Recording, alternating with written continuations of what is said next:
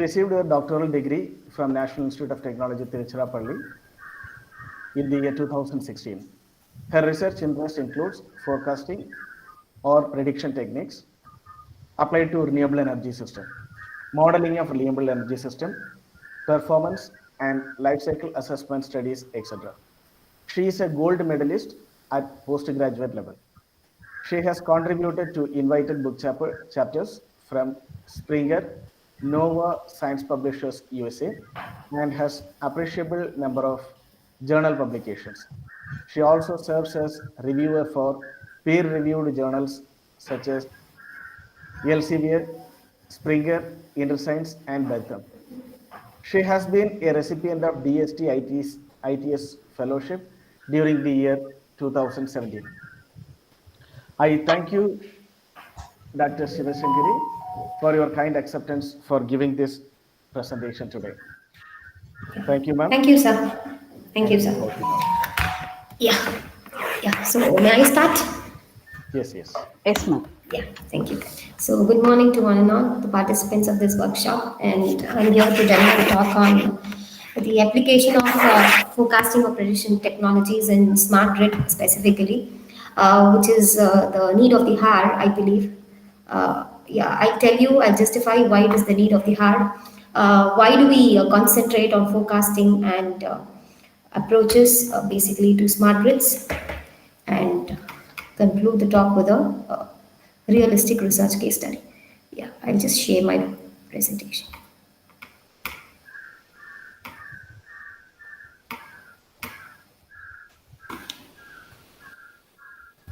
Yeah, is the PPT visible?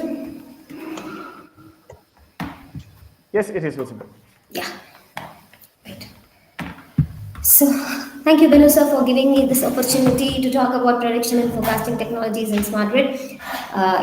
So to start with, what is basically, there is a pretty difference between prediction and forecasting technologies. I'll tell you the difference between prediction and forecasting that we concentrate, that we apply to smart grids. But basically, we have to know what turns the grid smarter. What is a conventional grid and what makes the grid smarter is the fact that we have to know before moving into the necessity or the need for prediction and forecasting technologies.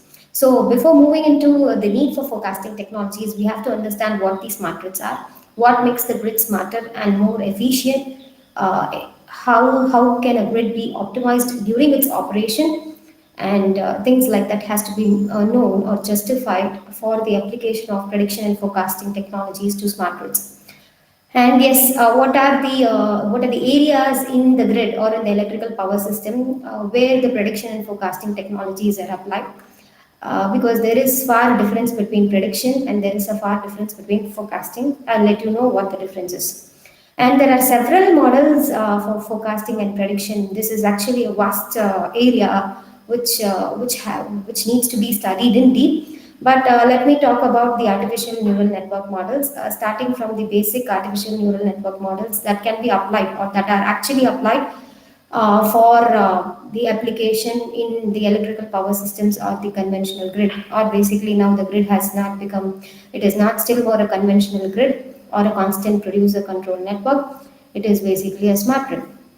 So just one section of forecasting technologies, which is artificial neural networks, and going on also to deep neural networks, which is comprising of the convolution neural networks. I'll give an idea of that also, and a realistic research study.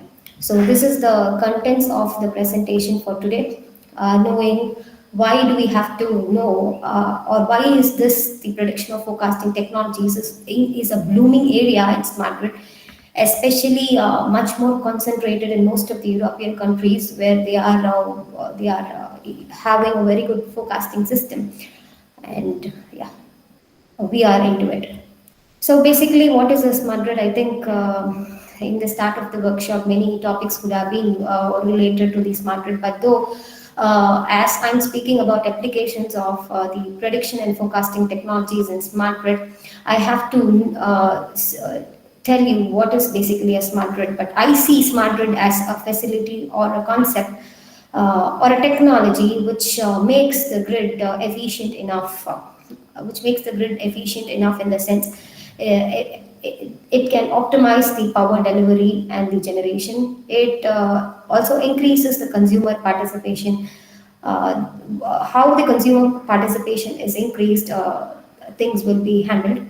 How the interaction between the transmission system operator and the consumers are actually related uh, through certain strategical response, which is called as a demand side response. So we have the incorporation of the consumers also participating in the grid to make decisions and to have an efficient energy conservation measure or to optimize the flow of power flow along the grid. Yeah, so the smart grid increases the consumer participation, where the consumers are interacting with the transmission system operators in deciding or in effectively deciding, basically in deciding how much amount of power can be ejected or power can be delivered from the transmission system operator to the consumers by certain demand side responses, which can be further classified. Say, you can have one example is like peak clipping, where these are again demand side in the sense these are again load side strategies. These are load side strategies where you have the contribution of consumers playing an important role in designing the amount of and intimating the transmission system operator about their need or demand that they want, and hence the same amount is dispatched by the transmission system operator. Then it again facilitates the delivery of high quality power. Yeah, how is it facilitating in the sense we have to know how much power is actually available from in the amount of generators that are connected across the generating stations to the grid. And that again necessitates the need of forecasting and prediction approaches, and it accommodates generator options. Yeah, which as we have the incorporation of the smart meters, the smart sensors, which are aiding the quality check over the transmission of power from, say, the generator through the transmission line and to the distribution. We say that the smart grid would create a space for increasing the installed power capacity in the existing system itself. So these being the advantages of smart grid, where you have to be an effective participator, where you ensure the efficient amount of high quality, and where you ensure also you either maximize or minimize in knowing power that is being dispatched from a generator to another generator, or how much is the power required at the load end, what is the power that is required at the load end. Knowing all these parameters, the operator, transmission system operators is the grid operator. So the grid system operator have or necessarily take a decision on scheduling the amount of power from the generator to the grid, right? So any doubts that you have? I mean, may I proceed? Yeah. So, so smart grid is basically a facility, as we have a simple example of comparison of, say, a smartphone with respect to a normal phone, conventional phone that we had, where the smartphone has facilities even to monitor the amount of data usage that we actually use for all the other applications that we have installed. So it's actually an advanced facility which optimizes us to use the phone better. See, optimizes some app is consuming more power, some more power from the battery, which reduces again the battery performance that is being indicated. So similarly, certain other sensors or certain other additives which are added, auxiliary units, I can call these as auxiliary units. So certain amount of auxiliary units that are added to the chain of generation, transmission and distribution will lead us to what is called as basically smart grids, and hence I term the smart grid as a facility. Yes. So what makes the grid smart? What makes the grid smart, or what makes the grid to achieve all these things? What makes the grid to achieve, say, the high quality power output to accommodate grid generator operations? All are with response to the how the grid operator is balancing the supply and the demand, or how the grid operator is ensuring otherwise the reliability of the system. of the power system. So how is it basically done? It is first done by the incorporation of smart meters and sensors, obviously at the load ends, at essentially at the point of coupling, at the ends where the generator system is connected to the transmission system. So at all the ends, and through the power system network, we have the incorporation of smart meters and smart sensors. And then after incorporating, the major role or objective of the power system is to ensure the reliability in operation, or continuous flow of power should be there from the generator side to the load side or the distribution side. So how is the incorporation or the reliability being ensured in a power system? When we create even say a microgrid, or when we create add a number of distributed generators in the power system, how do we ensure reliability? So reliability can be ensured by proper supply and demand balance that is made by the interconnector between the generator and the distributor. But who is the interconnector? He is the grid operator. So grid operator is acting as an interconnector between the generator and the distribution side, and making in effectively transforming to smart grid. So a grid operator essentially requires certain applications, article tools to make the grid smarter. As we know how a phone is becoming smarter with incorporated applications in it. We know this is similar. The grid can be turned smarter with the help of the effective operation of the grid operator. But how the grid operator can operate effectively? What knowledge is the grid operator requiring to maintain the reliability of the power system? So that is basically derived from the prediction or forecasting techniques.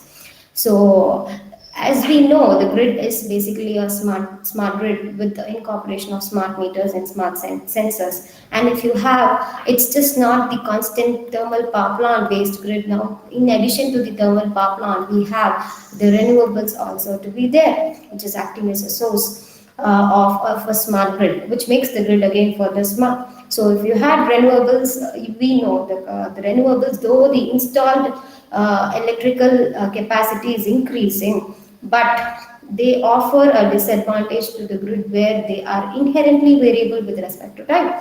So this feature is disturbing the system reliability. So this feature is affecting the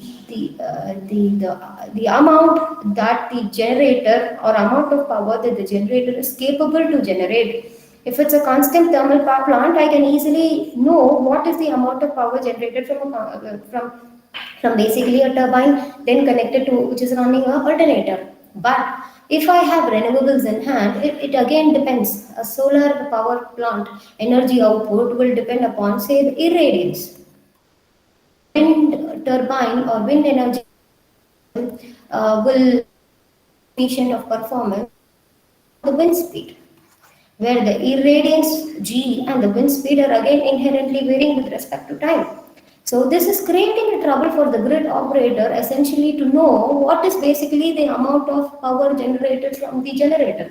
It is now not a constant producer control network.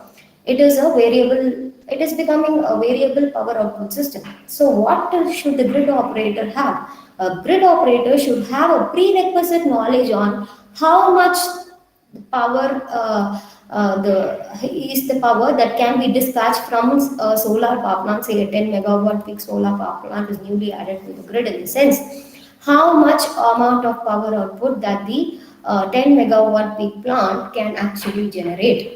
Say with respect to a year, in a yearly basis, say for January, this amount of power can be dispatched from the power plant, say some X kilowatt hour energy I'm talking about.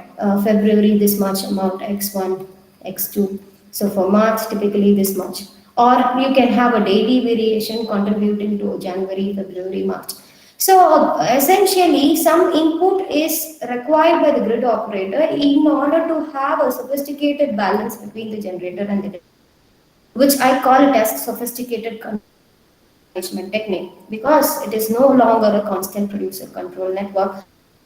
This is where the grid is actually becoming a smart grid with the incorporation of smart meters and smart sensors, plus the incorporation of additive inherently varying energy sources.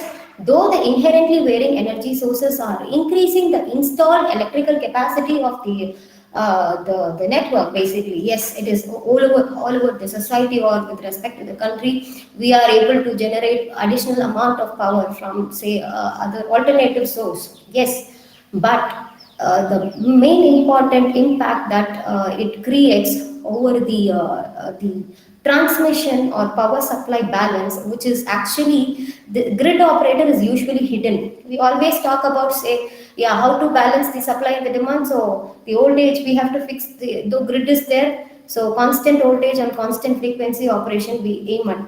So we always try to have, obviously, if we have a solar power plant, we have a power conditioning unit, so renewable energy power conditioning unit grid. So we try to synchronize or the frequency or output, the voltage and the frequency with respect to the grid voltage and frequency by adopting certain control strategies.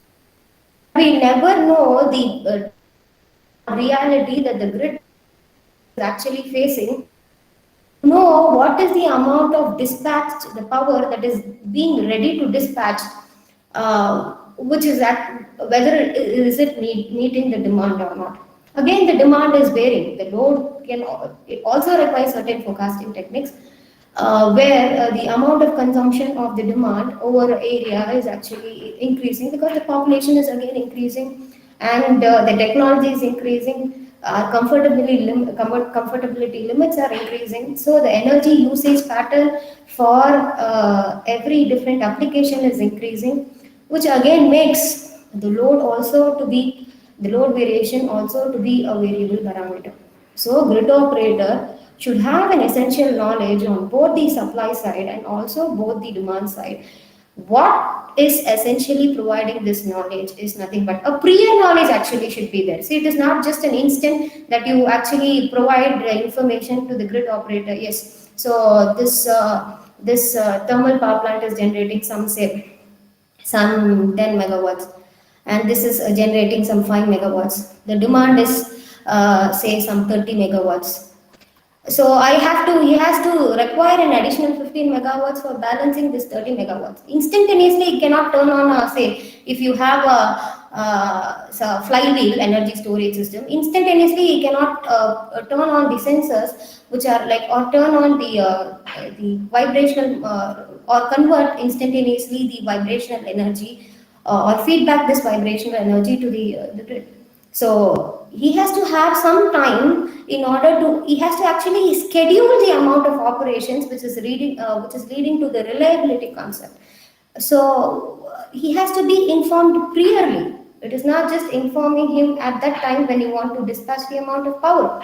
So if you have an idle, actually, suppose hydro power plant, so you cannot change immediately the penstock valve, or you cannot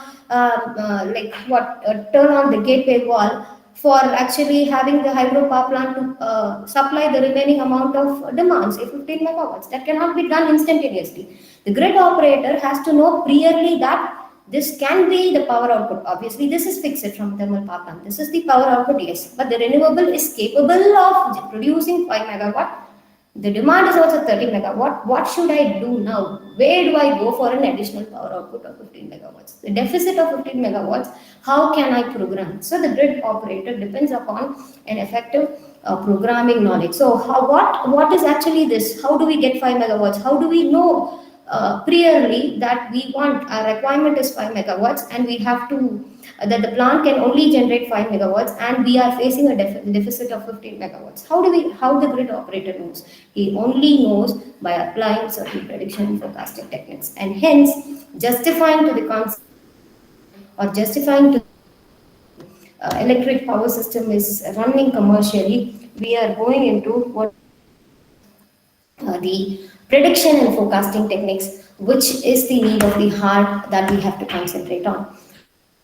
So yeah, these are the features of smart grid. As we know, we are incorporating with the n number of sensors, the smart meters, the phasor measurement units are also incorporated in.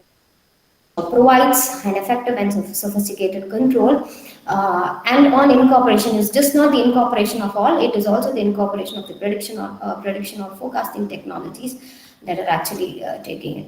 So these are already highlighted, and these are self-explanatory. So yeah, and the objectives will broadly include on incorporation, as I said earlier, you can gain the energy efficiency properly higher because you are optimizing the way that the power flow or way that the demand is met, improving the system reliability, of course. So as you are incorporating smart meters, you are also ensuring the system security or the data security or the power security that is lying already there with the electric power system.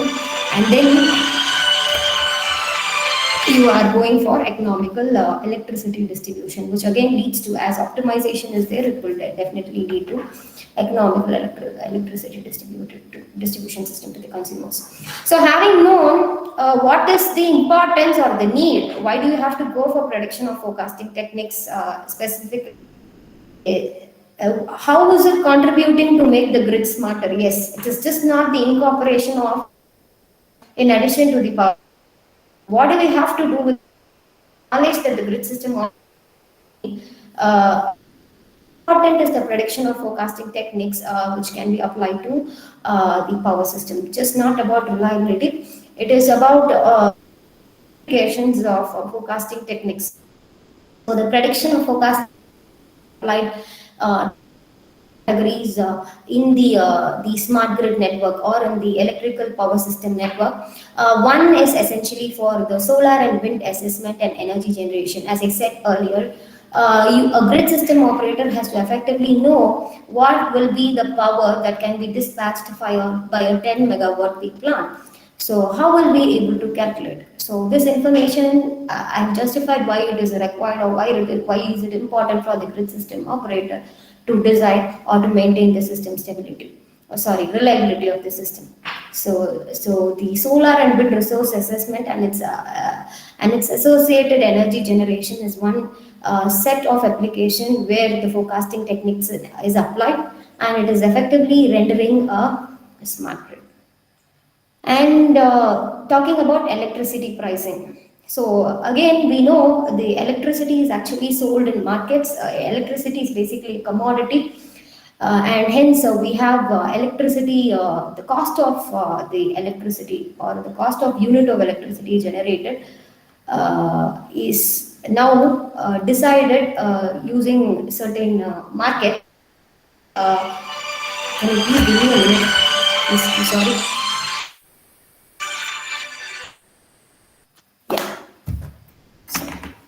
So the electricity pricing depends. What is basically electricity pricing is that you have to determine or estimate the unit cost of electricity that is actually generated from a solar power plant or a wind power plant or any other renewable, a tidal power plant or any other renewable energy source. How is the cost of electricity determined? Typically, the cost of electricity is determined by we have a separate market in India which is called as IPU, Indian Power Unit Market, where this electricity pricing is again depending on certain forecasting techniques, where we have day ahead markets and real time pricing markets, and we have real time pricing markets where we take or where we decide what should be the cost of per unit of electricity that can be actually effectively generated by a solar power plant or a wind power plant. So this again depends on the usage of the particular source with respect to the demand. So the cost of pricing again, it involves the day ahead study. As a day ahead forecast is required, you have to effectively incorporate a forecasting technique for knowing the particular response or for knowing the particular parameter. And as I said, load forecasting is also, though we know this is the typical load pattern, a Gaussian load pattern is typically followed where the load consumption is there with respect to time, which is a conventional load variation with respect to time. And yeah, we know the peak demand occurs for a certain period of time. But as I said, the comforts are increasing, where the thermal heat content and both the artificial heating and ventilation and the air conditioning systems have come up more, which again increases the amount of energy consumption from the generator, and hence demand forecasting is also one set of application that the forecasting techniques is applied to. And efficient energy management among the distributed energy sources. As I said, when you have n number of generators, say one thermal power plant, one is a solar power plant, one is a wind power plant, one is a hydro power plant connected as a grid. So which one has to be dispatched depending upon the demand? Say some amount X megawatts or X kilowatt of demand is occurring, or X watts of demand is occurring. How, which will be dispensed, which amount of energy should be dispensed first? So how a control algorithm is devised for efficient energy optimization, how the energy tends to meet the demand is one such application, where it requires the way in which the prediction and forecasting techniques are applied. So, as in case, there are a lot of applications where the forecasting techniques are applied. Yeah, when you commonly know the algorithm, I think you can formulate or train the algorithm to various set of applications, which again makes the grid smarter and more efficient enough. And yeah, so yeah, coming to the basic, yeah, moving on, I have given the justification and given recent techniques nowadays, as artificial neural networks have come in. Wherever you find it, they say artificial intelligence, machine learning. But why do we actually need artificial intelligence and machine learning techniques? Basically, to be followed. So this is where essentially we require the artificial intelligence and neural networks. Actually, being a pure electrical engineer, we forget this. I think we always go in for synchronization with respect to grid, effective control strategy, or either how do you reduce the switching losses in the power converter switches, or designing an effective converter for reducing the voltage ripple, for reducing the current ripple. All these aspects come in, but this is also an aspect where it requires attention, and the researcher contribution is appreciated, because we work on real-time data. It's not simply a prototype that we give in and we complete. It is basically working on a real-time data, and if a model is working perfectly, or if the mean percentage error of the model is roughly say less than 5%, companies also may try to contact us to know what the formulation strategy is. So this could give you a interest towards concentrating on prediction and forecasting techniques in power systems. Yeah. So talking about prediction and forecasting, I differentiate, or I see prediction and forecasting typically different. What is basically the difference between prediction and forecasting, as I said here? So the prediction model will deliver the present state of the system. Yes. So if you want to know the output, say output power of the solar PV plant, solar plant, at this for today, say December 2020. So I can, the prediction model, if I use some model, say some X prediction model, so this model will give me the power output, or say the energy output in terms of derivative of time, and power output or energy output at the present time t. So at this particular date, at this particular time, maybe. So at this present time, what is typically the power output? And it can again depend upon, as I said, certain other inputs which are influencing the power output of the solar PV system. Say one of the most predominant input is the irradiance. So how is G of t influencing P of t? So for knowing P of t, we have to know what is the G of t. But the relationship with respect to G of t and P of t will be trained, or will be formulated with the previous inputs, previously measured inputs. You should have G of t minus 1. You should know how the trend of G of t minus 1 is affecting P of t minus 1. just not g of t minus 1. If you have any other parameter plus some parameter, say some plus, sorry, I'm ready it, plus some parameter, say x2, which is again having the previous, the past data. That's what I mean, the past measured inputs. So the past measured inputs are essential, and the past measured outputs with respect, the relationship between the past measured inputs and the past measured outputs are essentially important in knowing or coining a relationship of the present response variable with respect to the present input. So you can ask me then, why, if we want to know what is the energy output or the power output, I have to know the irradiance parameter. Then what is the use of this model, ma'am? You can ask me, if it is able to only predict T, and this T is again requiring an input here, which I have to gain from the irradiance sensor, say a pyranometer. For solar power plant, we take the global horizontal irradiance, so it is a pyranometer. You can ask me. Suppose if suppose if you have your for calculating P of T, you want to have P and I. If your voltage and current sensor are prettily not working, and you have to measure the performance of the plant, and you have to dispense this amount as an entrepreneur or as an installer of the solar PV system, I have to actually dispense how much is the power output from the solar power plant. I have to give this information to the transmission system operator. Only then my transmission system operator will provide the accommodation capacity or otherwise the hosting capacity to the main grid. Otherwise, the transmission system operator will not let me to import the amount of power that I generate from this solar power plant to this grid. So for providing this, I have to need an information. I have to require what is P of T.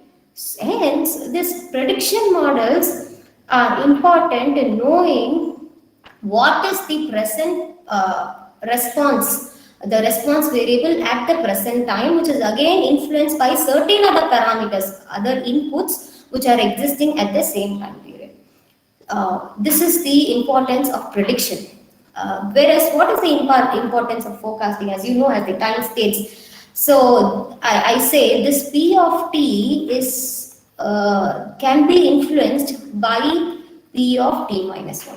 So today's power output can be influenced by yesterday's power output. There should be a relationship, I believe, definitely, because it's the same plant. The operating conditions tend to remain typically not. It is varying. Considering the variation to not appropriately affect the performance of the plant, we say the output at the present, the previous time sample is definitely affecting the power output at the present sample P of T. This is actually forecasting. So if I have P of T, I can calculate, if I know this trend, I can calculate what should be the power output of P of T plus 1. This is again required by the transmission system operator for effectively scheduling the generators at the generator end for improving the reliability of the system. So I see prediction technology separately and forecasting technology separately, where your output at T, otherwise your output at T, here it is not depending upon the output at T minus 1, whereas your output at T is depending at the like it is depending upon the previous day output or previous month's output, anything that you can call T minus 1, which is typically the prediction is occurring and where the forecasting. So I decisive what is prediction and what is forecasting. Certain models can be adaptable to prediction. Certain artificial neural network models, because now, as I said, there are a lot of models available, but I'm rightly concentrating on only artificial neural network models, having the time gap to be a limited parameter. So certain artificial neural network models are capable for prediction. Certain artificial neural network models, by the way it occurs or by the mathematical modeling that it employs, it is applicable for forecasting. And hence I classify prediction and forecasting as two separate topologies or methodologies. So when we come to models generally employed for prediction and forecasting, as I said, it is a very huge area. We cannot, I mean, roughly take up and comprise it or compress it in 1.5 hour or 2 hour. So there are a lot of areas where we can concentrate on, where the models are typically there. And as I said, I have classified into prediction and forecasting techniques, where it again involves for pretty prediction. You have a basic linear regression or a multiple linear regression technique, which we typically know, uh, or yeah, which we typically know, where the output is a function of, say, just not one input, it's a function of x1, x2, x3, x4, xy. If it is so, how do we coin a linear relationship? Say y is equal to some constant plus x1 into some coefficient, which is like some coefficient of x1 plus x2 into some coefficient of x2, because the relationship between, say, irradiance and power output is different, and the relationship between, say, the wind speed or the temperature and the power output hence these coefficients vary. So some coefficient. So this is typically a multiple linear regression model. We can easily, even in Excel, can actually compute it, or we can have specific curve fitting technologies or approaches to calculate the value of x1. The value of coefficients associated with the inputs x1, x2, and x3. Or we can apply a least square criterion, where we believe the sum of squares is minimum, and taking that, we actually find the derivative of this.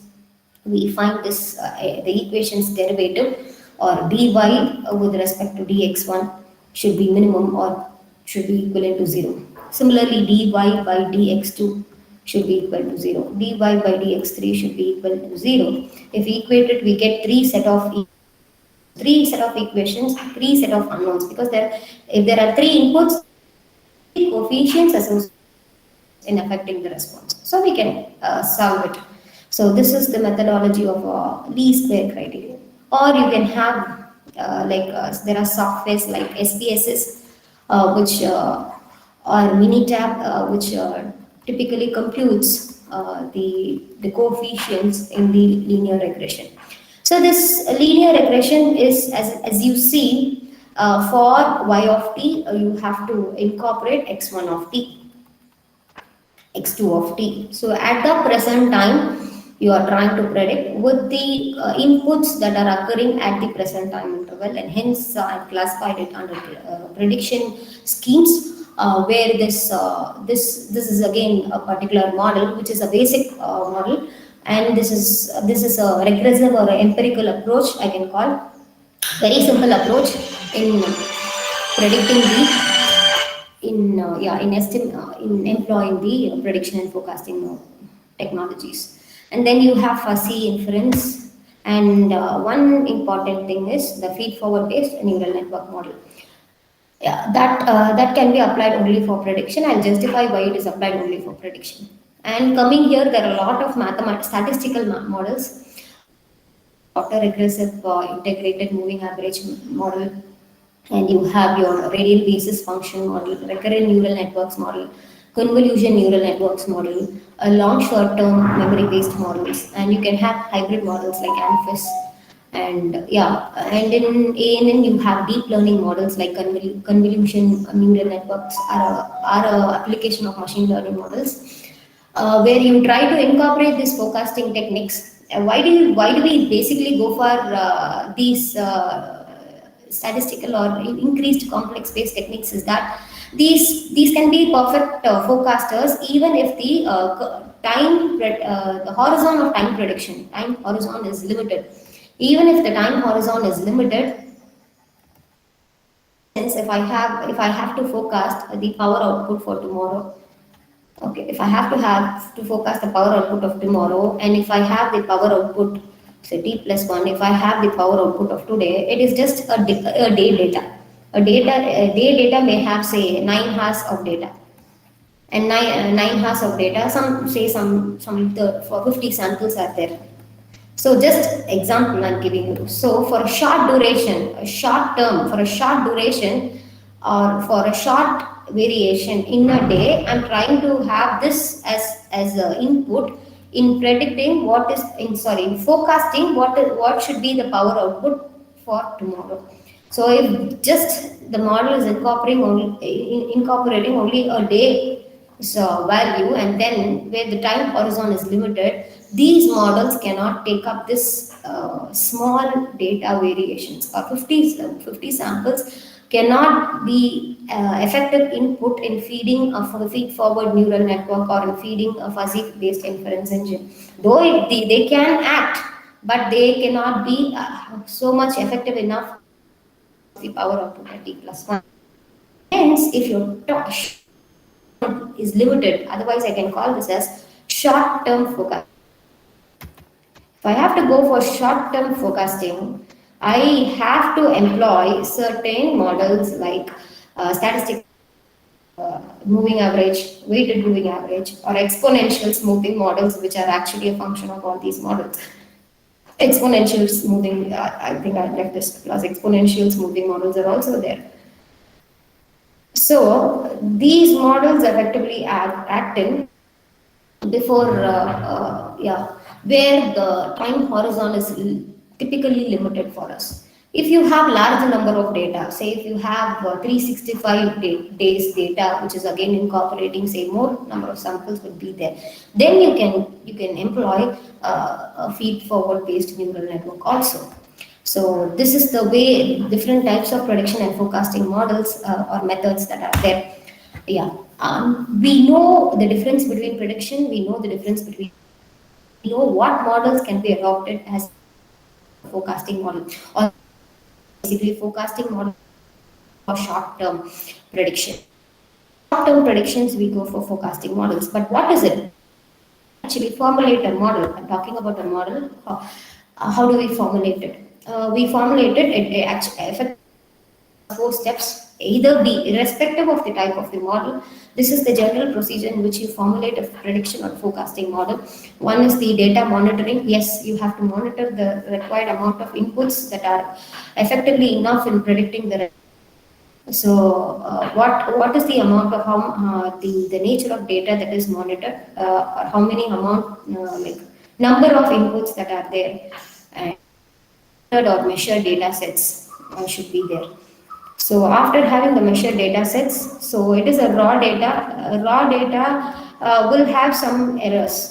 Typically, in the sense, sometimes if you are measuring, say, temperature, you are measuring temperature for when we try to assume you are measuring temperature for a day, in the sense you are taking, say, an average that is occurring between the time interval measuring at 9:10 you are measuring typically an average of 10 minutes. Maybe one or other sample may not be accurate, or it may be left due to data synchronization. Again, it is the data, it is flowing from, say, the physical layer to the other layer, the data communication layer, where some amount of bit delay can occur and you may not receive the data here. Suppose if you don't have, the control center is not monitoring this data here, but you want to have a trend, a regular trend of data should be actually seen. So for which, how do you clean the data? So this, how do you decide? I know some temperature, suppose this is some, say, 32 degrees Celsius, this is 32.1 degrees Celsius. So this is how much should be there? I have here 33. So what should be this X in order to have a uniform trend of data? In order to have a typical, this is what is time series data. So variation of temperature with respect to time, it is a time series data. It has many anomalies in it. So it is having certain anomalies. So if this is peak is missing, how do you actually have a trend, a regular trend? That is what is called as data cleaning. We try to incorporate this, say, with the average between two consecutive samples. Say if I don't know the temperature measured at 9:10, I might take for having a trend, I would take an average of 32 plus 33. I mean, the nearest data set. If this is 32.1, this is 32.1, say. So plus 32.1 divided by 2. This can be, so the possible temperature output at, I assume it to be at 910, because some errors can be there occurring in the raw data. The raw data cannot be a pure form of data, and hence I need to have some data cleaning techniques. What do I mean by data cleaning is this. To have a regular trend, I incorporate certain other mathematical techniques which pose or gives a time series distribution of the input parameter which is affecting the response. So data cleaning is required, and data normalization. As we know, these artificial intelligence techniques are digital techniques where they do understand.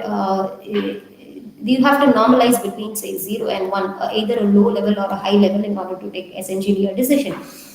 So the data has to be normalized, and then it has to be trained. So depending upon the mathematical or the training algorithm, it is trained, and you will get the forecasted or the predicted output. So this is the basic procedure in which the things are there. I have discussed what is multiple regression model and how the coefficients are actually determined by using least square criterion, and what is least square criterion. So let's come to the artificial neural networks, because I wanted to discuss about two of ANN. This generally we know, or would have learned, but as a basis, I just wanted to add it. So here in this, we see three types of ANN. One is the recurrent neural network, which forms the base of the long short-term neural network. So I'll not be dealing with LSTM, but I'll make you understand what is the recurrent neural networks, what is the mathematical approach in a recurrent neural network.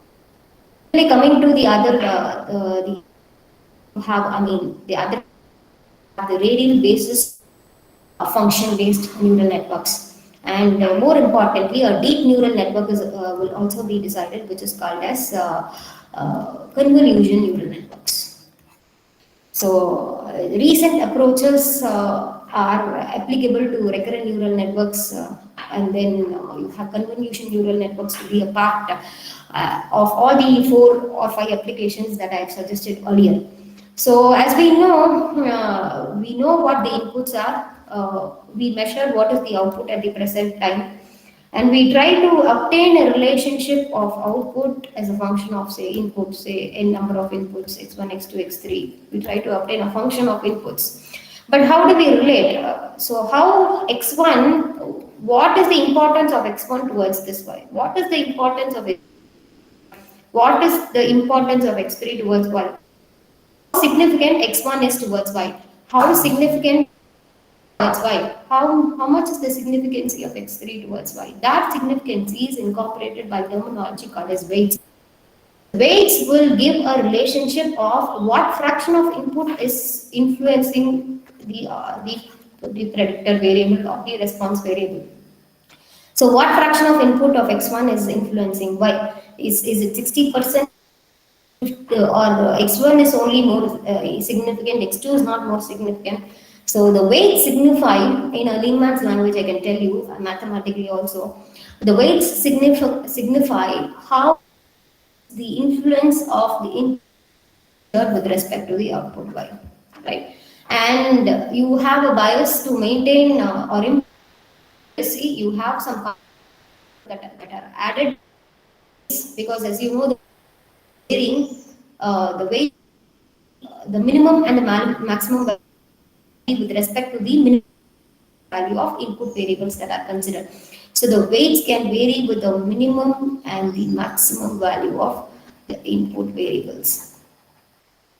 The least minimum and the largest maximum of all the input variables that are considered. If there are 4 or 5, you take the least minimum of all the 4, you take the largest maximum of all the 4 that you consider, and the weights will definitely occur between these the variations. And you have the bias to maintain the accuracy of the model. We had a constant parameter called as bias, which is typically a constant. Say either a 0 or a 1, typically a 1. And then you have one activation function. Activation function signifies which part of the weighted input is dictating the output? Is it W1X1 which is activated towards Y in predicting during that time, or in forecasting, say in forecasting for tomorrow, is this activated? W1X1, is this getting activated? Or W2X2, is this getting activated? Or is W3X3 getting activated in influencing the output variable Y? So Y again depends upon W to X plus B. If I generally have to write it as a mathematical model, your output Y is nothing but WX plus B, and this is a flow of a feed forward artificial neural network model. Any model that you have to take, artificial neural network model, you have a weight, you have a bias, and you have the input associated. So this W weight is similar to the membership function in case of a fuzzy inference engine. So this provides the basic structure of artificial neural network. Coming to different forms of the neural network here, recurrent neural network specifically can be acting as a forecasting tool. Basically acting as a forecasting. It is acting as a forecasting, as you can see here, for having the output at say this time instant, for having the output at y of t, for knowing the output at y of t, I have to know the output at y of t minus 1, or in the sense the y of t is a function of, because y of t minus 1 is again a function of the hidden layers output h of t minus 1. So for knowing y of t, I have to know what is the output at h of t minus 1. Again, this h of t minus 1 is influencing y of t minus 1, which means y of t is depending upon y of t minus 1. If y of t, if I have to know the response or the input y of t minus 1, then this tool can be a forecasting tool.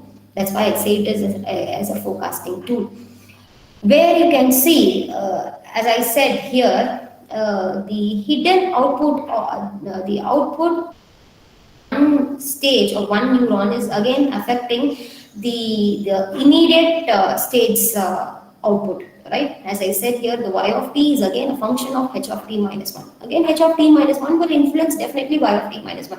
H of t minus 1 will be there, will be a will be there to decide what is y of t minus 1 effectively. Yes, you have to know what is the output across the hidden layer.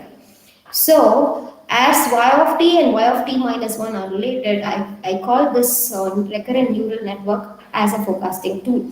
So, just more giving into the mathematical model behind this. As we know, this is GH and GY stands for an activation function. So this activation function can be, it's otherwise called as a normalization function, where all the inputs, any raw data can also be normalized to certain parameters, say minus 1, 1 or 0, 1. Typically, so the activation functions can be a sigmoid function, say 1 by 1 plus e power minus x. It can be a form of the sigmoid function, where when you give for any value of x, the value is typically minus 1. So it can be activation function. There are a number of activation functions. It can be otherwise also called as normalization function. If you are not able to normalize the data input, don't worry, the neural network automatically normalizes, where that normalization is activation function. So GH and GY activation functions both at the hidden and the output. So that is what it is representing here, GH and G.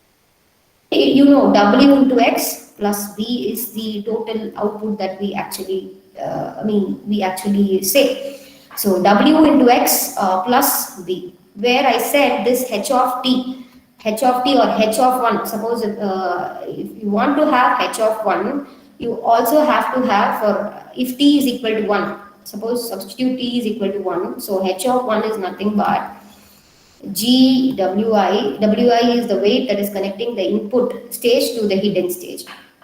Wi into X of 1, yes, plus WR plus this WR into H of 0. So for H of 1, you need H of 0 plus B of H plus the associated bias with it. Again, after calculating H of 1, you are calculating H of T using this expression. Again, you have a weight which is separately connecting the hidden and the output. You can see the weights separately connecting the hidden and the output. Weight separately connecting the hidden and the output. So, your Y of T is nothing but the again activation function for normalization. The weight that is connecting the hidden and the output, that weight you have to consider, not this weight which is connecting the input and the hidden. Into H of T. Again, H of T, as I said already, have justified, H of T is again function of H of T minus 1. So as you can see here itself, this H naught or the WR is fed as an input to H1. This H1 again will compute what is Y1. So I can say Y1 is depending upon H naught. If 1 is depending upon 0 or T is depending upon T minus 1, yeah, it is a recurrent, it is recurring, it is reoccurring. So the present time instant value for prediction is employed or depending upon the previous time sample T minus 1. So recurrency is there in this, the way the algorithm is there, as you can see. H of T is depending upon H of T minus 1 for predicting, and this H of T is employed for predicting what is Y of T. So a recurrence relationship is there where you have your H of T minus 1 to be dependent upon H of T. And hence we call this as a recurrent neural network. So this is the way that the neural network is trying to operate, and this is the way the output parameter is actually calculated for a given range of time samples. Suppose you feed 4 or 5, then you have so much amount of weights. So because if you have 5 inputs, which means you have 5 weights in the input layer to the hidden layer, and again 5 weights which are connecting the hidden to the output. Okay, so as you increase the number of inputs, the weights are also increasing, and how effectively you fine tune the weights in order to match the provided target and you get an accurate model is actually a challenge. And for optimizing the weights also, generally we have backpropagation algorithm. Generally I'm talking about for optimizing the weights, you have backpropagation algorithm.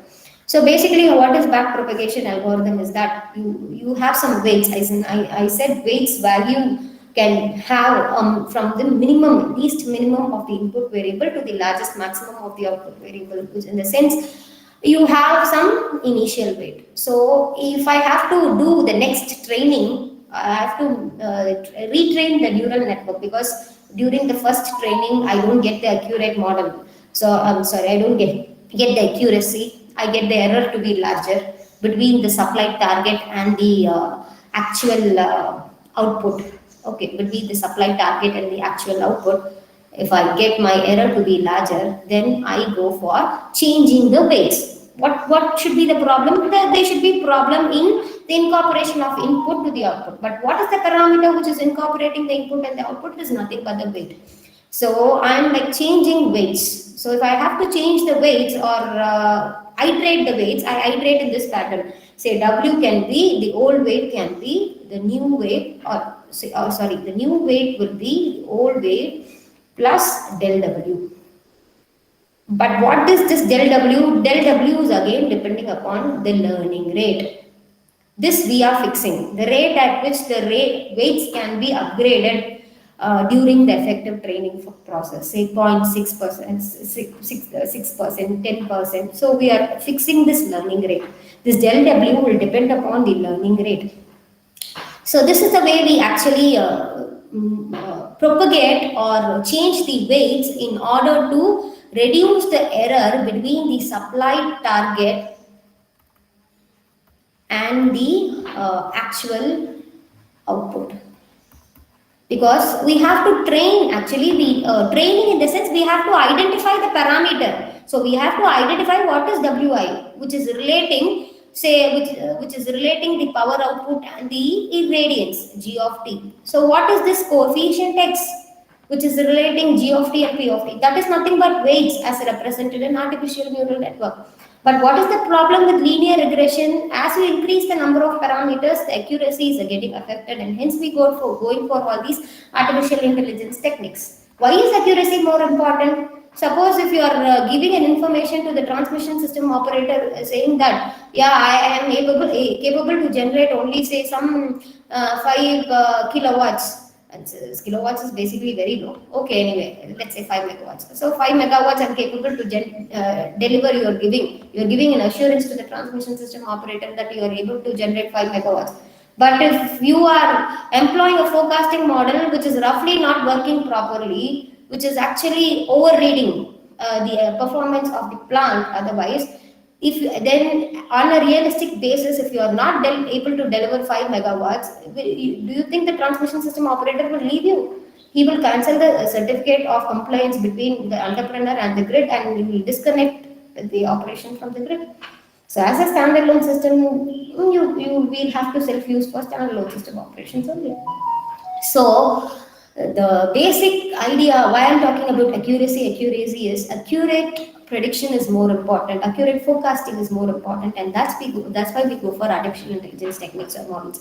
So this is the mathematical modeling for recurrent neural network. As we know, there are two formulations in formulating a neural network. Basically, I can add an addition here where the diagram is. One is basically training the neural network, and other is basically testing the neural network. What is basically training? As I said, prediction or forecasting, they are formulated with certain measured data or certain measured inputs. So we are trying to identify of the present the measured say parameter, say power output with respect to certain inputs. So we are trying to fix the trend, say g of t, d of t, ambient temperature, some wind speed if it is again effective. So we are trying to establish a permanent relationship of P of t with respect to G of t, T of t, wind speed. Again, they are inherently varying. That's why we go for prediction of forecasting technologies. After doing it, we are trying to test this model with a new set of measured data. Okay, so your this measured data. So that is why I'm calling it as training. Training in the sense, training is the procedure in which we try to formulate the model, formulate an accurate model. There are different mathematical techniques to know how to understand how the artificial intelligence actually works. The feed forward may be easier and simple, as in this case, as I have explained. W is equal to yx plus b is just the opportunity for, or the operating algorithm for a feed forward network. But what is it for a recurrent neural network? It is a bit typical or complex. Well, this is the algorithm which is discussed. Again, coming to what is a radial basis artificial neural network. This radial basis artificial neural network specially can be acting as a classifier. Classify in the sense, if you want to classify the data type, suppose if I have data of irradiance from various seasons, right? I have to classify, say for summer, I want to classify what are the set of irradiance pertaining to summer, to know the trend, or effectively to know again the power output, how is the power output for summer. Typically for say winter, if I have to classify G, if I classify the response variable P. If I have to classify the way in which I try to forecast also, you can employ artificial neural networks for this, and there are select networks which which is nothing but the radial basis artificial neural networks. So the radial basis artificial what it basically does is, so this is the way in which the radial basis artificial neural networks is connected, where there are three inputs. Basically, there are n number of inputs. Basically, there x1, x2, x3 till xn, and the hidden layer is formulated with an activation function.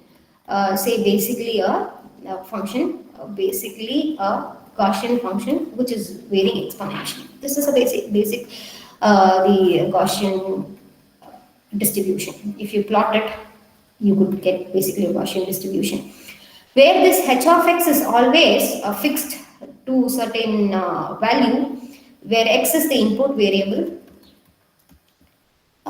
Your C and R depends on the mean and the standard deviation values of the input variable. Okay. So C is nothing but the mean of the input variable, all the input variables that are considered. and R is nothing but the standard deviation of the input variable. So the hidden neurons will be activated specifically. You cannot have a tangential function, you cannot have a sigmoid function, or different types of activation function that are there essentially for a feed forward neural network or even for a recurrent neural network. As seen, the activation functions do not change. So, but specifically in a radial basis function, you are employing this particular activation function, which actually depends on the mean and the standard deviation of the inputs that are incorporated in deciding the output. Is nothing but hx. You can also add a bias. As I said, bias is one as a stability indicator in maintaining the accuracy of the system or accuracy of the the model that is forecasted. So it is for the variable outputs, it's w into hx. Again, this w into h of x will be this exponential of the minus x minus c the whole square by r square. This x minus c by r square, this x minus c by r square, this term is typically called as the Euclidean distance.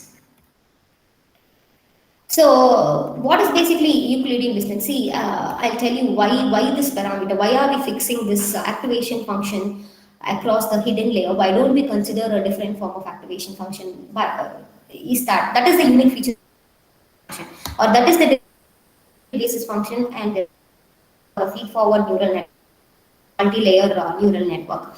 So what is basically the difference is that when we take as I said, it's a classifier. Suppose it's a classifier. We have say x1.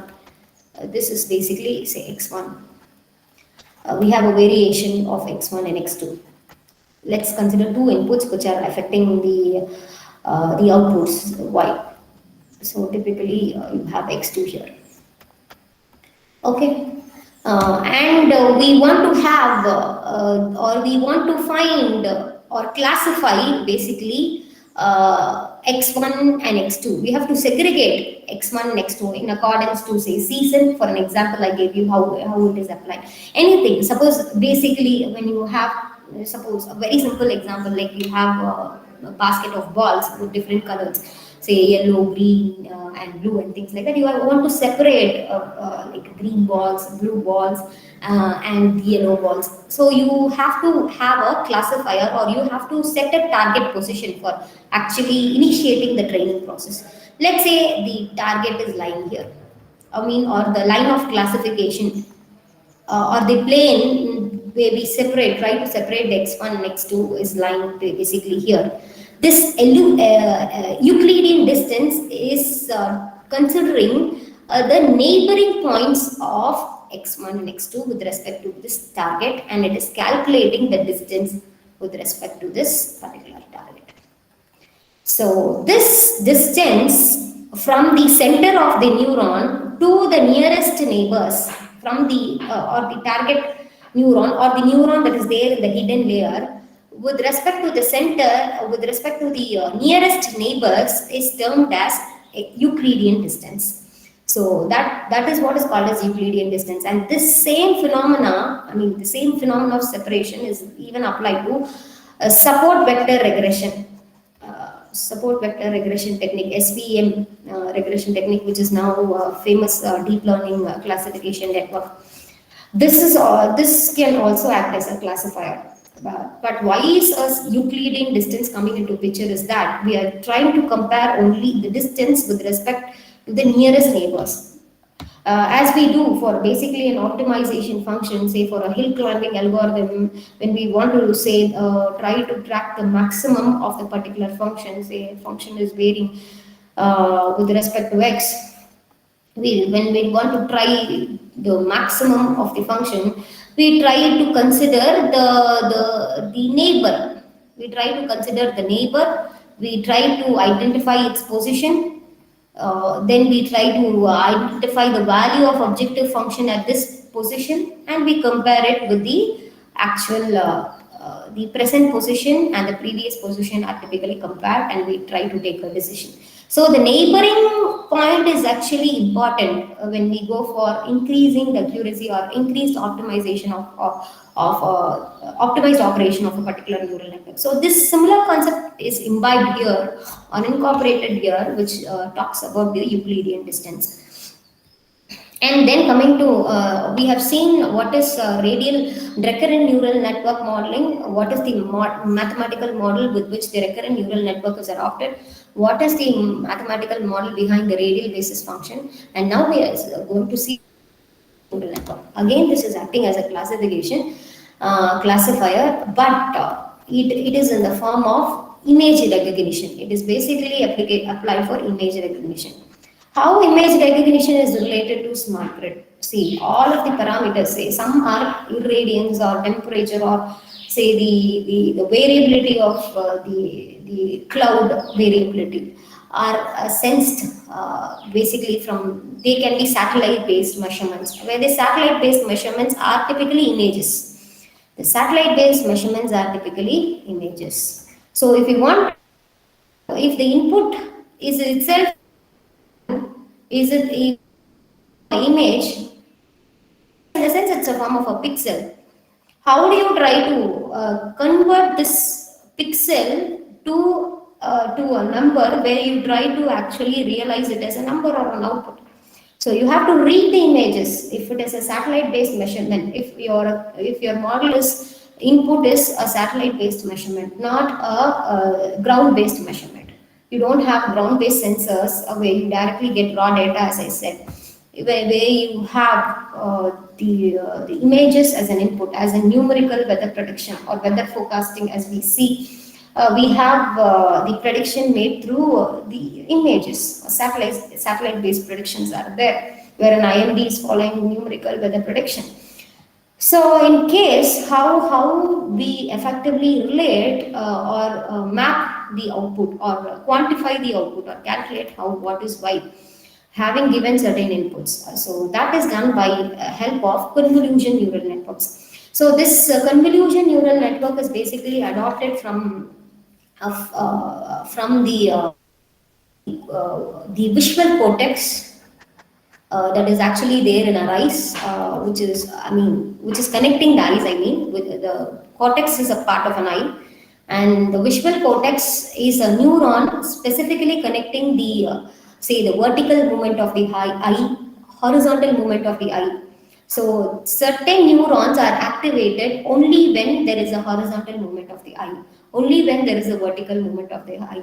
So this movement typically is related or imbibed to the creation of convolution neural network model. You can ask me, even this is a classifier in the sense, why don't we use a radial basis function? Yes, we can use a radial basis function. But the advantage of convolution neural network is that, as you can see here, there are n inputs. So this is a row. There are inputs x1, x2, x3, x4. There are inputs x5, x6, x7, x8. Not all of the inputs are connected to the neurons in the hidden layer, as you can see. Not all of the inputs are connected. Part of inputs are connected to here. Part of the inputs are separately connected to this neuron in the hidden layer. Part of the inputs are only connected. As you can see, only the black dots are effectively connected here to this particular space. So this neuron is not connecting all of the inputs. This hidden neuron is not connecting again all of the inputs. This hidden neuron is not connecting all of the inputs as a regular neural network operates. Regular in the sense, it can be a feed forward, it can be a radial basis function, it can be a recurrent function. So as a neural networks that we have seen, the one important advantage of going to convolution neural networks is that reduction in connectivity between the input and the hidden layer or the convolution layer, as in case here. But what is the advantage when we try to reduce the connectivity? We are reducing the number of weights. Number of weights is typically reduced. The number of weights is typically reduced. If the number of weights is typically reduced, the amount or the complexity of the model is actually reducing, which is actually the invited aspect from the model, or the invited the expectancy from the model. I can call that is an expectancy from the model. If I try to reduce the number of weights, which means the number of times I train the network will also be reduced, because the weight parameter, number of weights which are connecting the input to the convoluted radar layer is reduced. And hence I say convolution neural network, suppose if you have, as I said, it reads in the form of images or pixels. If you have some data, say with some time series gap of data, say some 2000 data, and there are four inputs to you. So then should the number of weights will be multiplied. So it can be 8,000 number of weights if you go for a normal or the previous neural network models. But as in case of a convolution neural network model, we try to reduce the number of weights by having a pattern or by following certain mathematical techniques, like what we call, again, as in case of a neural network, you will have an activation function to be involved, but in addition to it, there are four different stages which relates the convolution neural network. So what is the stages is the convolution convolution stage, which involves converting the n number of inputs are being converted to, say, called frames or features. I'll tell you what are these. Okay, and then you are incorporating all these features to a activation function, which is typically a rectified linear activation function, which is having certain standard, as we had seen a Gaussian based activation function in a radial basis neural network. We have a specific rectifier based linear activation function, which is a specific mathematical formulation is adopted here. And then we go for pooling. This can be a mean pooling or a maximum pooling. And then we have a fully connected neural network method, which layer, which is having a hidden layer and the output layer. So typically, this is one such example. As I said, the inputs are in the form of images, and images in the sense, basically when we try to give an example, suppose there is a colored image. How is the computer reading this colored image? It will read in the form of pixels, because these are digital techniques, as in way these techniques also processes or understands. So if it's a colored image, it reads in the form of pixels. So adopted pixels, how it reads, like it reads, say, red, blue, green. There will be three channels, right? So the computer understands that there's three channels of certain height width and specific height. So there is a colored image, three channels. The three channels will correspond to the colors. The predominant colors are red, blue, and green. Let's take predominantly, even you can have yellow, 5 channels, 6 channels, anything, increasing the order of resolutions with the associated height and the width of the input image. So it understands, suppose this is again given in pixels, suppose 30 cross 30 cross 30 channels. Right? So if I use a general feed-forward neural network, so I have to have so many number of weights. But if I use a convolution neural network, I'm retransforming this 30 cross 3 to a single vector, cross some pixels cross a single vector, where I treat or I resize this number, or reduce this number of weights to some reduced number in this form, in a list. So that I try to adopt it with convolution neural network. So this is the way that the computer reads it. It reads it in the form of width. This is width, height, and the number of channels. Right. So for doing this, for involving a convolution or for involving a reduction technique, you have to have some specific patterns to be, or assumed patterns to be incorporated with assumed patterns. See, suppose if my given image or my input image. Okay, this is my given image. So the given image, say it's in the form of X. If it's in the form of X, the occupied pixels, I'm indicating it as 1. It can be any number of pixels. Okay, with the computer is understanding. For an easier case, let me take it as 1. It is occupying 1. The remaining set of occupancies are indicated as -1. Let this be the total, the width and the height of this particular image. Okay, so we are trying to actually reduce this. We are trying to actually reduce this particular pattern into sub patterns and then try to get it as a vertical list. We are trying to create it as a vertical list. Why are we trying to resize it?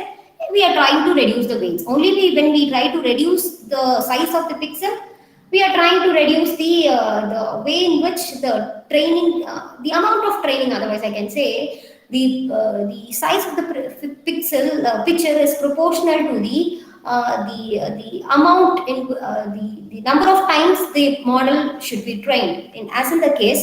So if I'm taking if I'm taking this larger image of specific, I'm like trying to refine this within height list in order to reduce the computational capacity, the capacity or the amount of times that the convolution neural network has to be trained. So for which I'm considering, let's given an image, I'm considering certain assumed patterns which makes this realize. So I'm like considering some assumed pattern. Say some pattern is there which is exactly matching with some section of the input. So this pattern is actually matching with the section of the assumed pattern. So I can consider this pattern also. I can consider this also as an input pattern. I can consider this also as an input pattern. Okay. So I'm classifying, what do I am doing it? I'm classifying or segregating or breaking the images given to small set of images. Actually, I'm breaking this the input that is there given into n number of small sets of inputs. N number of small sets of inputs. These can be standard set of features. So these are assumed parameters or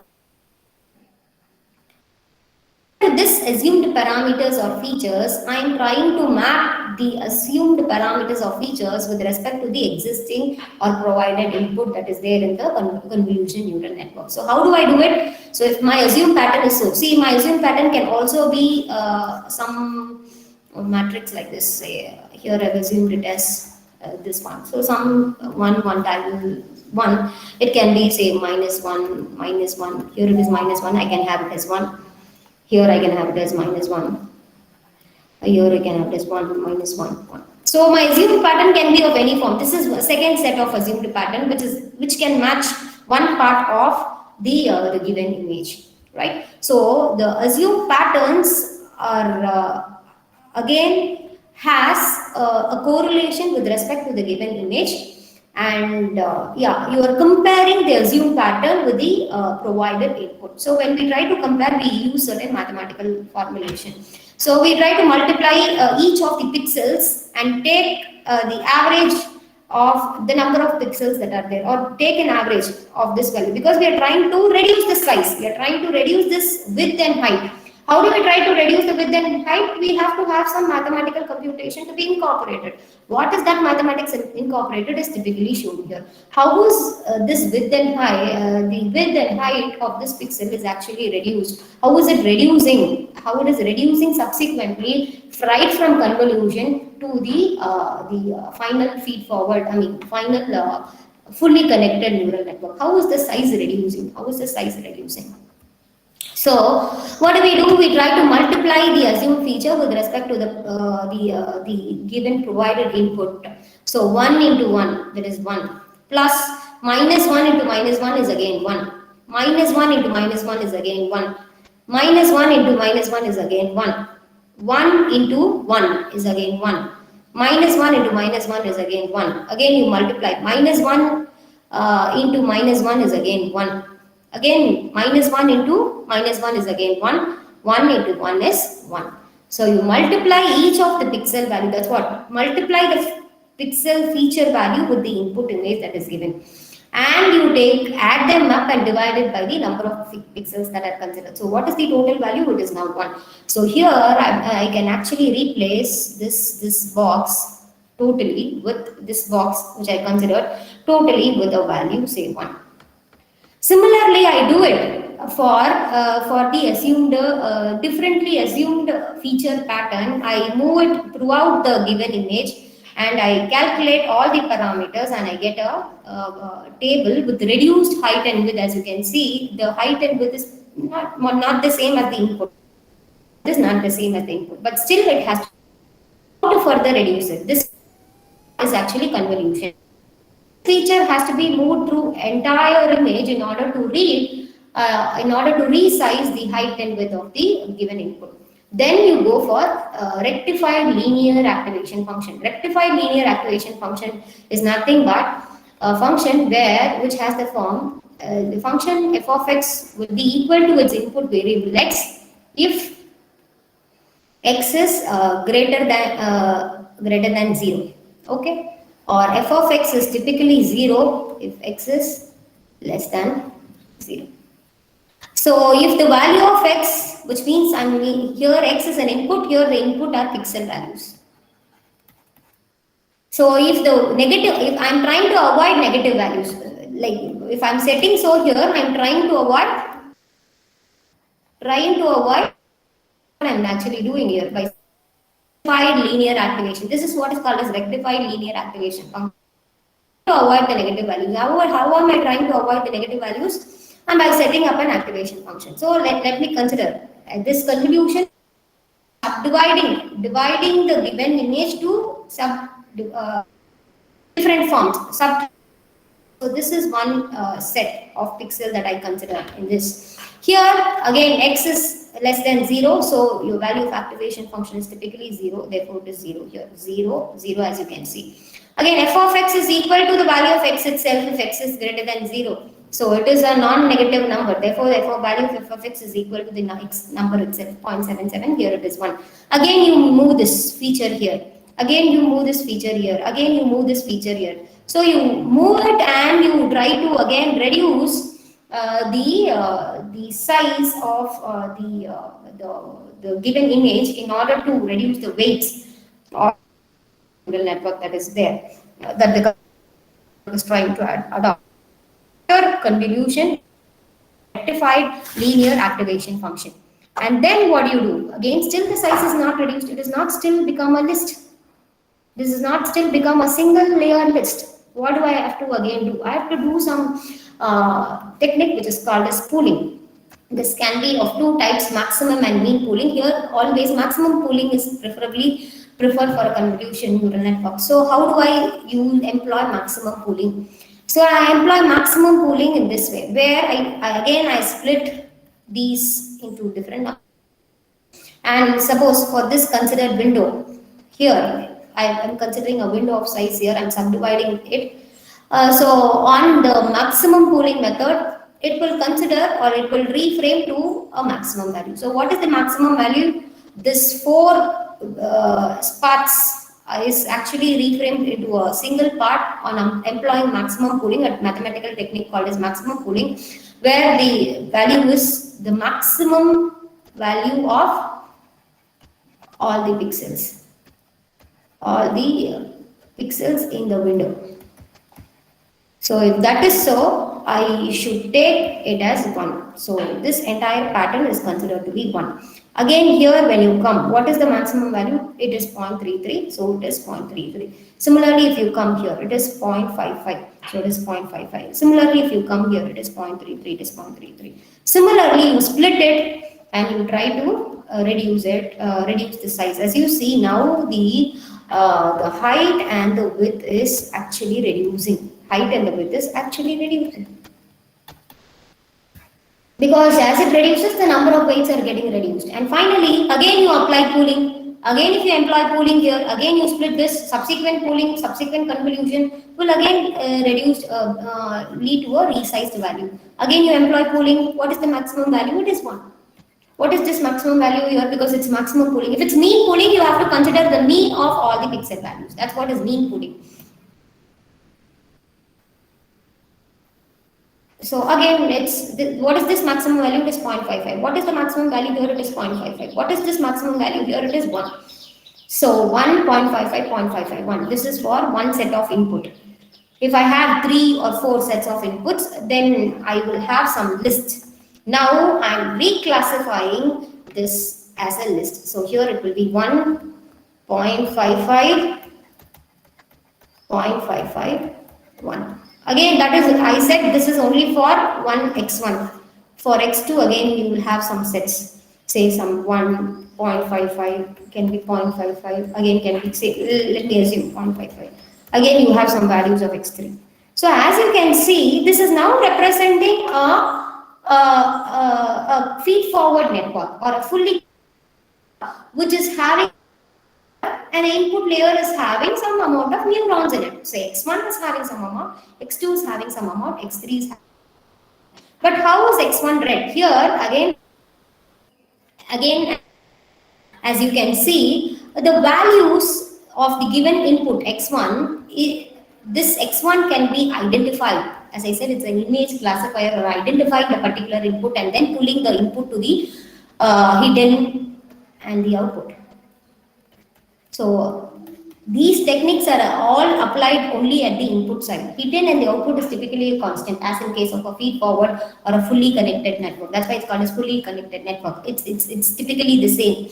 But what is basically the input layer happening? So input layer is actually transformed so. And as you can see, the input layer, not all of the sets of elements or the pixels are higher. Only certain value of pixels are higher. As you can see, this first what column is higher. I mean, the first set is higher. Then 1, 2nd, 3rd, 4th is higher, and 5th is higher. So whatever magnitude is typically higher is pointing to that particular input. So whatever magnitude is typically higher will point to that particular input, and that particular input will connect to the hidden, and hidden will be classified to output. That's why it's called as required classifier of pattern, or the image to be identified can be coined with this particular type of pattern, in which the computer or the convolution neural network will understand, because they are digital techniques. Hence, this is the way that the fully connected neural that the sized given pixel image is sized, and a definite pattern is read. And after which, as you can see, not all of the layer is connected. Only the layer where the input is specifically high will be connected. So only these particular sets will be connected, or these particular inputs only will be connected, where the weights are typically reduced, and not all of the inputs are actually contributing. Highest of it are contributing. So which is one of the advantage of the convolution neural network, and this is one of the deep learning technique or deep neural network learning technique. Then coming to particle swarm optimization, I think I can skip this if time permits. I will take it out. 1 minute. Hello. சொல்லுங்க sir.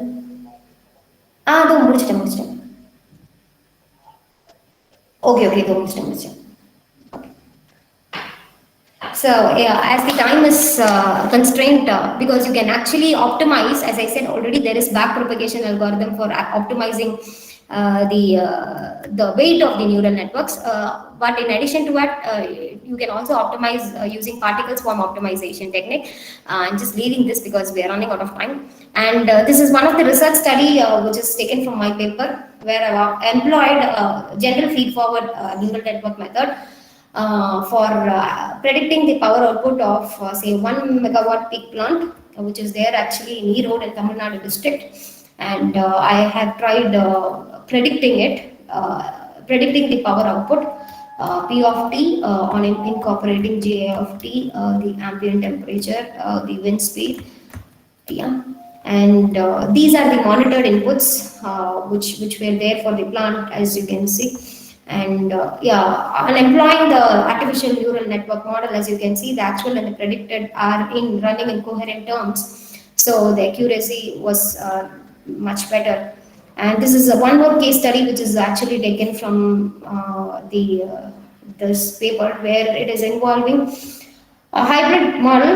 Why it is said to be hybrid? In the sense, they are trying to forecast the environmental temperature from an empirical model and then trying to feed it to a artificial neural network model and predict the output. As the time is running short, I think yeah, I do have to complete it. So, but what is the basic problem is that incorporation of large number of data, I mean generalizing the model, the model inputs can be generalized. Model inputs are generalized, but the weights cannot be generalized.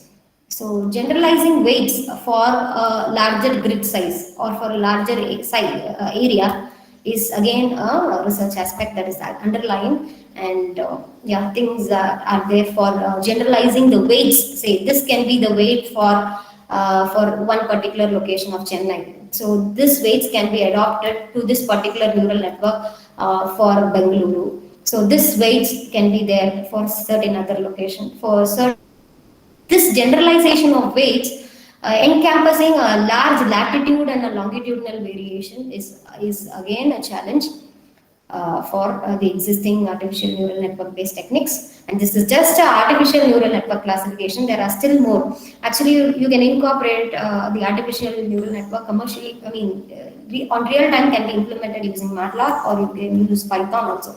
So in Python, we can have TensorFlow and kernel, Keras toolbox in Python, where we can adopt this neural networks, especially convolution neural networks. So Python works well there. So yeah, these are the things that I wanted to highlight, as it is time constricted. Just want to make the mathematical modeling approaches clear. Yeah, thank you for giving me an opportunity for presenting the importance of forecasting. And if there are any doubts, I'm happy to answer. And these are the references, selected references. Yeah. Sir, I think Hi, I'm done, yes. as you expected. So, thank you very much. Yeah. Fasila? Yes, sir.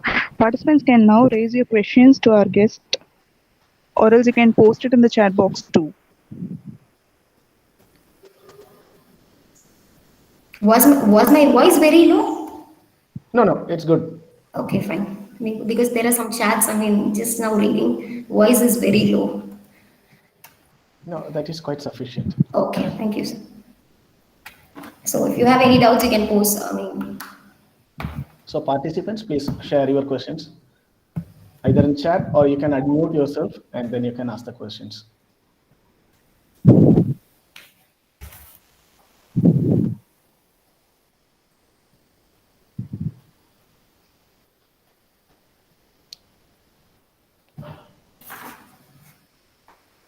Thank you. I like some comments are there with nice session. Thank you, Jitendra. Thank you, ma'am. Now I request our coordinator of the event, Dr. L. Premalata, ma'am, to thank our guest of the session. Over to you, ma'am. Thanks, Fasila. Ma'am, thank you so much for giving excellent coverage on forecasting approaches in smart grid. We thank you for being with us this session and for the informative talk on one of the emerging research area. Yeah. Thank you so much, ma'am. Thank you, ma'am. Thank you. Yeah. So may I leave? Yes, ma'am. Thank you.